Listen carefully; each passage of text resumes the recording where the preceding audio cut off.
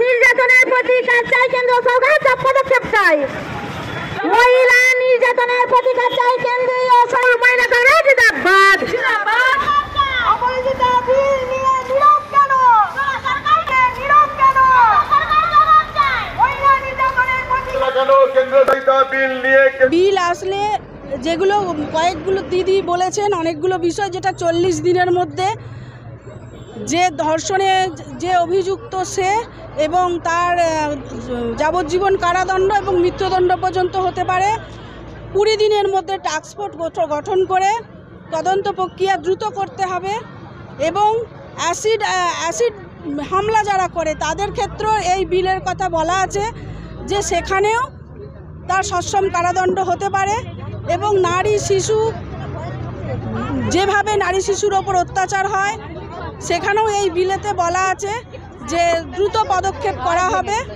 তাই আমাদের মাননীয় মুখ্যমন্ত্রী বিধানসভায় এই বিল পাশ করেছেন, এখন এই বিল রাষ্ট্রপতির কাছে পড়ে আছে। আমরা চাই সমগ্র নারী জাতির স্বার্থে, পশ্চিমবাংলার আমরা মানুষের স্বার্থে আমাদের মাননীয় মুখ্যমন্ত্রী যে বিল বিধানসভা থেকে পাশ করিয়ে রাষ্ট্রপতির কাছে পাঠিয়েছেন, আমরা চাই দ্রুত সেই বিল যাতে সই হয়ে আসে এবং তার জন্য আমরা আজকে রাস্তায় নেমেছি, মিছিল করছি যে মহিলারা যাতে সুরক্ষিত থাকে।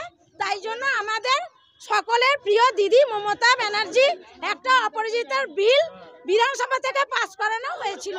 সেই বিলকে রাষ্ট্রপতি আমাদের মহিলা তিনি কিন্তু এই বিলটাকে কোনো রকমের রেকমেন্ড করেনি, সাইন করেনি, অপরাজিত রয়ে গেছে। তার জন্য আমরা চাই কেন্দ্র সরকার যাতে এই বিলটা দ্রুত আমাদের এই অপরাজিতা বিলটা কেন্দ্র সরকার থেকে পাস করিয়ে দেয়। আমার নাম মিতা বাগ, আমি আরামবাগ ব্লক মহিলা সভানেত্রী।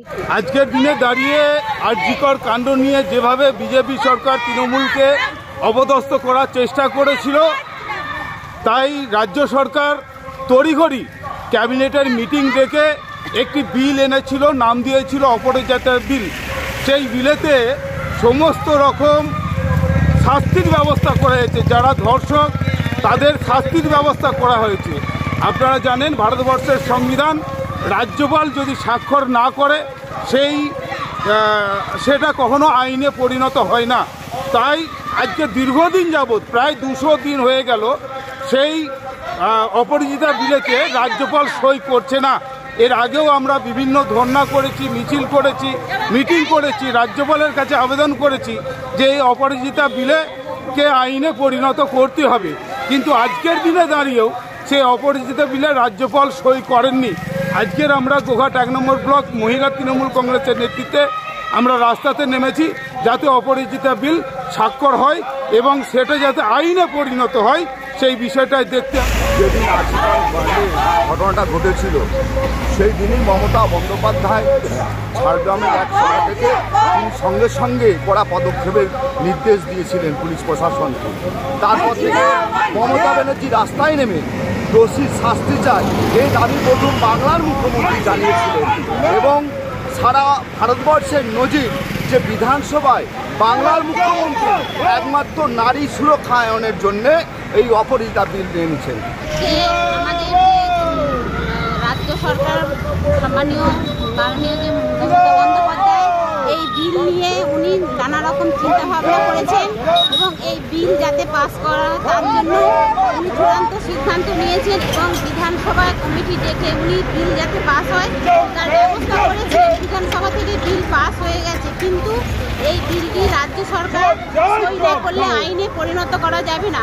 তার জন্য রাজ্য সরকার এই বিল কোনোরকমভাবে সই করে না, যাতে রাজ্যপাল এই বিল সই করে না। রাজ্যপাল না বিলটা সই করার জন্য আইনে পরিণত করা যাচ্ছে না। সেই জন্য আমরা গোঘাট 1 নম্বর ব্লকের তরফ থেকে মহিলারা আজকে এই মিটিংয়ে সামিল হয়েছি যে যাতে কেন্দ্র সরকারকে আমরা বারংবার এইটা ভাবাবো যে যাতে এই বিলটা পাস করানো হয়। সেই বিষয়ে আমরা আজকে রাস্তায় এসেছি। গোঘাট মহিলা তৃণমূল কংগ্রেস নাম গোঘাট 1 নম্বর ব্লক মহিলা সভানেত্রী মনিকা পাল। নিউনুর সোফা সেন্টার। এখানে সমস্ত রকম সোফা পাইকারি ও রিটেলে বিক্রয় করা হয়। সমস্ত সোফা নিজস্ব কারখানায় তৈরি করা হয়। প্রোপাইটার হানিফ হোসেন খাঁ ও রুহুল হোসেন খাঁ, বড়ডোঙ্গল হাটতলা সিনেমা হলের সন্নিকটে, হুগলি। যোগাযোগ 7797170093 এবং 9382003105।